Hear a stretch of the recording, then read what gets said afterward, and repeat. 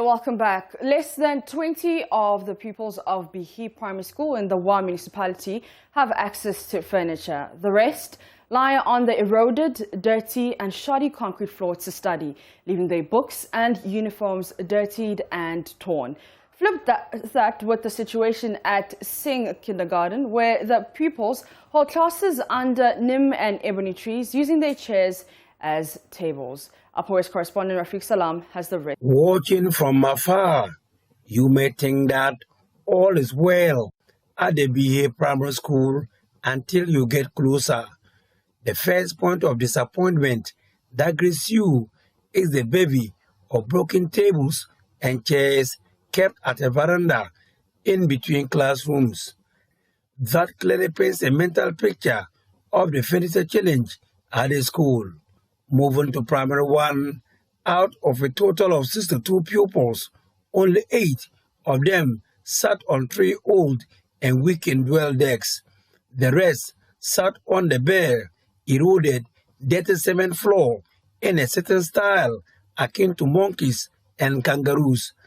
Their school bags and books are recklessly placed by their sides or in front of them. The constant and continuous sitting and rubbing of their uniforms and mufti on the rough concrete floor have resulted in some of them being dirty and in some cases torn, exposing their vital parts. Isa Salam is the head teacher of Biihee Primary School.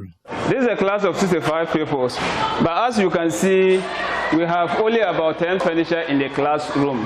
And if we go to all the classes we have in this school, we are facing the same challenge in this school.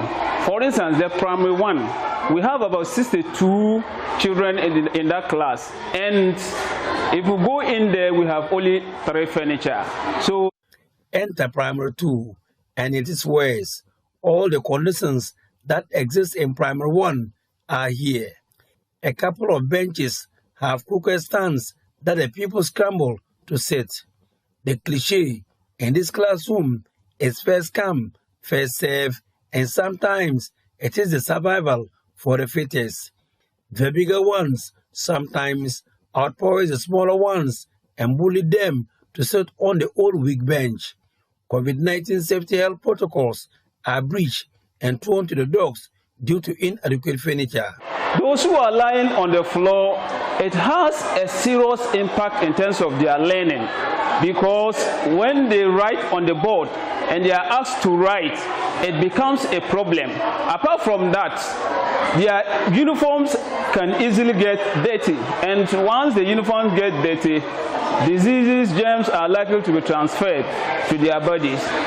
Unlike the situation at Biihee Primary School, where they are grappling with the issue of inadequate furniture, the situation at Sing Primary School is quite different. Here, they don't have classrooms, and what they do, they are attending classes under a neem and ebony tree. At least, they compose of chairs that are uniformed, but conspicuously missing are hexagonal wooden tables. As a result of that, they squat on the bare sand and use the chairs as their tables. The position of the sun also determines which size of the trees that the class will be held. For fear of being drenched, rainy days are holidays for the pupils. Head teacher of Sing Primary School, Sano Alex, explains further. You realize that anytime it is threatening to rain, they cannot sit under these trees to learn. So some of them, even when it is threatening to rain, they will just say, because we don't have classroom, we won't come to school. It's better we stay in the house rather than coming to school and then we have no places. So it's affecting a lot.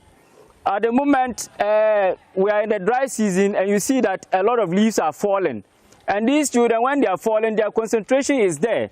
So we will wish that if there is a better way of giving us infrastructure, so that to allow these children to have a good place, a decent place to sit, it will help a lot. One Municipal Director of Education, Sophia Dimanjo, who also doubles as the Dean of Directors of Education in the region, noted the challenges that the pupils are going through. Siharaba was quick to add that they are working with the One Municipal Assembly to fix the challenges. We work with the Assembly And so we have made this known to the Assembly.